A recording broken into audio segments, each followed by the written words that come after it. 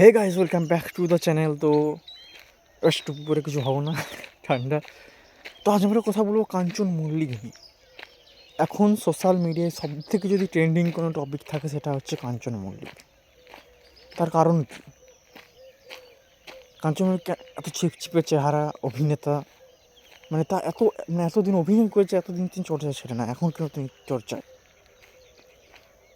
ব্যাপারটা হলো কাঞ্চন মল্লিকের বিয়ে। হ্যাঁ, কাঞ্চন মল্লিক 3টে বিয়ে করেছে।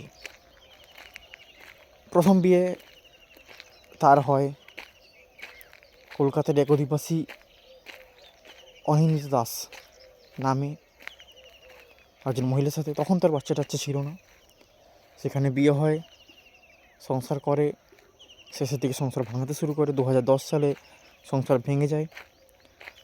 তারপর তিনি দ্বিতীয় হয় বিয়ে করেন এক নারীকে, এক মহিলাকে, তার নাম পিঙ্কি চট্টোপাধ্যায়। তখন তাদের এক শিশু উৎপন্ন হয়, এক বাচ্চা হয়, যে বাচ্চা অনেকটাই কাঞ্চনের মতোই দেখতে, কাঞ্চন মল্লিকের মতো। সব কিছু ঠিকঠাক চলছিল, অভিনয় জগতেও ভালো চলছিল। তোমরা জানো মন্টু পাইলটের আমি একটা ওয়েব সিরিজ দেখেছিলাম হইচয়ে, সেটাতে কাঞ্চন মল্লিক যে অভিনয় করেছে, অ্যাকচুয়ালি দুর্দান্ত অভিনয়। তো এভাবেই চলতে চলতে সব কিছু ঠিকঠাকই চলছিল। হঠাৎই 2024 সালের জানুয়ারি মাসের দিকে তার বিবাহ বিচ্ছেদ হয়, দ্বিতীয় বিয়ে। এবার ঘটনাচক্রে অনেকদিন আগে থেকে শ্রীময়ী নামে এক মহিলার সাথে বিগত 1-1.5 বছর ধরে শোনা যাচ্ছিল তিনি অবৈধ সম্পর্ক। শ্রীময়ী দিদি নম্বর 1 এসেছিল। সে বলেছিল আমার একটু বয়স্ক মানুষদের পছন্দ, পুরুষদের পছন্দ। হয়তো তখন থেকে এটা চলছিল।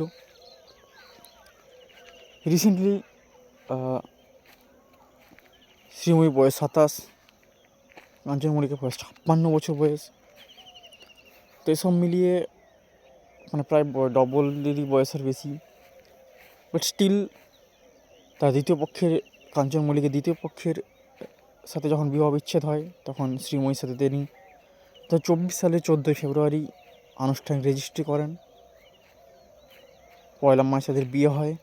অনেক লাফালাফি করে বিয়ে, তোমরা হয়তো ভিডিওগুলো দেখেছো। এ ওকে মালা পরাচ্ছে, ওকে নাচছে, আইবুড়ো ভাত হচ্ছে, গায়ে হলুদ হচ্ছে। তো এগুলো সত্যি মানে দেখার মজার।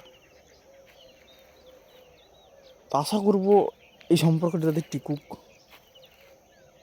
বাট স্টিল 56 বছর বয়সেও যেভাবে চালিয়ে নিয়ে যাচ্ছেন কাঞ্চন মল্লিক, সেটা সত্যি একটা দেখার।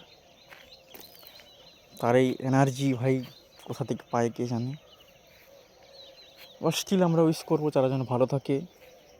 এবং আরেকটা কথা, তিনি দ্বিতীয় পক্ষে যে স্ত্রীকে 56 লাখ দিয়েছেন টাকা, তার পুত্র সন্তানকে বড় করতে পারেন। বাট তবুও হয় না, একটা অভাব পূরণ হয় না, অনেকে ডিপেন্ডেবল হয়ে ওঠে। তো এটাই, তবুও আমরা উইশ করবো তারা যেন ভালো থাকে। সম্পর্ক মেনে নিয়েছে তারা, ভালো কথা। বাট স্টিল আর যেন চতুর্থ বা তাদের বিয়ে না হয়, এটা নিয়ে যেন তারা বেঁচে থাকে, এটা নিয়ে যেন তাদের শেষ হয়। তো চলো, টাটা।